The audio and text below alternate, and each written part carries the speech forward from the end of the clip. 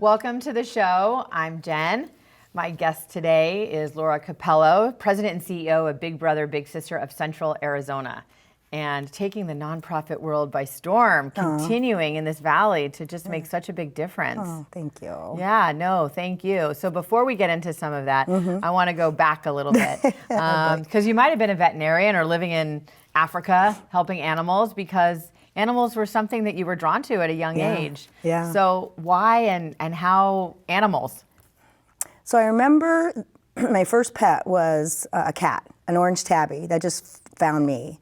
And I brought it home. And my mom, she let me have it even though she's very allergic to cats. And his name was Elsa because I love that movie Born Free. Elsa the lion, blah, blah, blah. And I don't know. And then I just kept bringing home pet after pet, and I became like the neighborhood pet kid. So a lot of it was strays or just random. It wasn't that you were like going out and getting these animals. And then I just wanted to learn about them, and I still do. I watch National Geographic Channel all the time. So obviously you didn't go down the path of doing something with animals for your career, but your career story and your evolution is inspiring because we mentioned before the show that we've known each other about 17, 18 years. And when I met you, I feel like you were consulting with nonprofits and had some, notable nonprofits that you were working with. And then your first job was in nonprofit and you're still a nonprofit. So maybe give a little bit of that evolution. Yeah, it's so interesting that, so when I went to college, my degree was journalism and I wanted to be a sports reporter. And, I did an internship with the Suns, and I love that. But then when I had graduated from ASU, go Sun Devils, I had a lot of job interviews, and I had gone back to college after because I'd had a couple of young kids early. So I kind of did things backwards. Long story short, the interview that really just spoke to me was with Big Brothers, and it was doing their PR.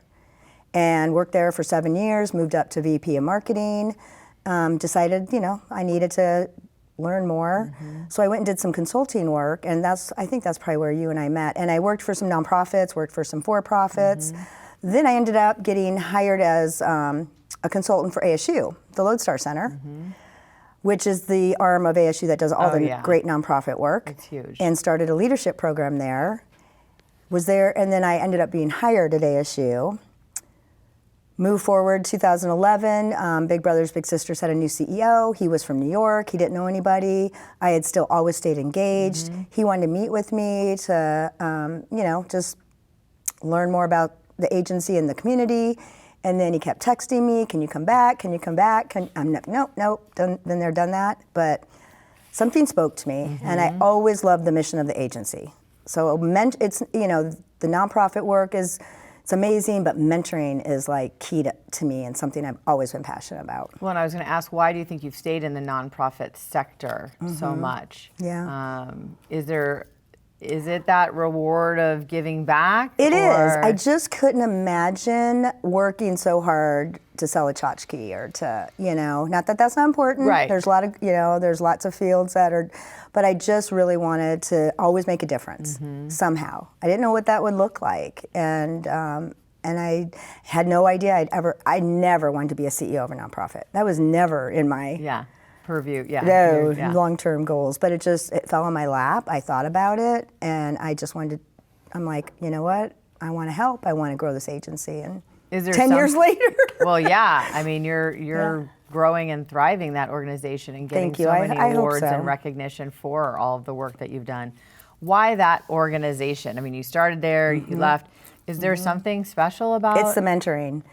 It's the mentoring because, and also I grew up for a long time as a child of a single mom until she got remarried. But I've been down that road. I definitely had a ton of strong mentors, still do. And I think the key to life is to surrounding yourself with good people. And I would never get to where I'm at. I did not get here by myself. I don't think anyone does. I think and I saw that even when I was living with my sister and I living with my mom, and we weren't, I grew up in Illinois. I definitely, could have gone down the wrong path. And I didn't because of people that surrounded themselves with me. And you probably have a lot of those success stories that you can see from the organization, because that slight turn this way or that way could be so detrimental to those kids. And then that opportunity to connect with someone that wants to, guide them, and then see them probably go to college or start a career or something like that. So are there any special My own little stories? sister. Really? So I was matched with a little 11-year-old girl at Hurd Elementary School. She's one of 5, single parent. Her mom works at Jack in the Box, doesn't have a high school diploma. And so her and I got matched. She was 11, and she just graduated from Agua Fria, and she's the first one in her family. She's going to take a job this summer at Boys and Girls Club. That's pretty cool. So she can also inspire other kids that are there and the situation she was when she was 11. Yeah. And we've had a great journey, and she'll be in my life the rest of my life. Well, and it is that reward being that mentor. Yeah. Seeing that person grow. So the impact you're making on them, but also the reward it feels being that person to. And also, I've learned a lot from her. She's the most resilient kid I've ever met. I mean, she's been homeless a few times, extreme poverty, and the girl just never has a bad day. And she still wants to give back. And, everything it took to her 5 kids being online. Imagine. She's lived through a lot in such a young age, and she's still just loves life. Yeah, you're probably going to see her go on to really great things. Oh my gosh. Yeah. She wants my job, which I would love her to take. That's pretty great. I know. Yeah. So do you have time to support other organizations in the Valley? Oh, 100%. I say to my paycheck goes to bills and, another nonprofit. and other philanthropy, but we have such an amazing community, and I have so much support, and I want to support others. And I think that, and I'm passionate. I mean, big brothers, big sisters can't change the life of a child by themselves. And I'm a huge collaborator. And I'm always trying to work with other nonprofits. Yeah, I've seen you do that. Yeah. That's great. Yeah, and so, and I support, a lot of nonprofits. And I have 5 dogs, so I support a lot of rescues, Wow. too. You have a new dog. And I have a new dog. I didn't know there was 4 others. Yeah, there's 4 others, yeah. Well, and just to touch on a personal note to share, is that being a parent, is so rewarding. But I have heard from my parents that being a grandparent it's the best. is even more so. So congratulations. Thank you. I mean, when my son, so I have 3 children, 2 boys and a girl. And when my middle son told me that he was expecting, I was like, are you kidding me? I am too young to be a grandmother. Right? I was like, mortified. And as soon as he was born, this was almost 5 years ago, he'll be 5 this month. I fell in love with that kid. And then all of a sudden it opened a floodgate, and they kept having more. I have like a 5, 3, 2, and a newborn. Yeah. They just kept having them. And it is the best role because I can go and hang with them. I can give them this whole bicycle full of candy. Yep. And don't have to, and then goodbye. Right, exactly. Goodbye. Yeah, well, you make it look like a lot of fun. It's a blast. Yeah. It is a blast. They're all boys.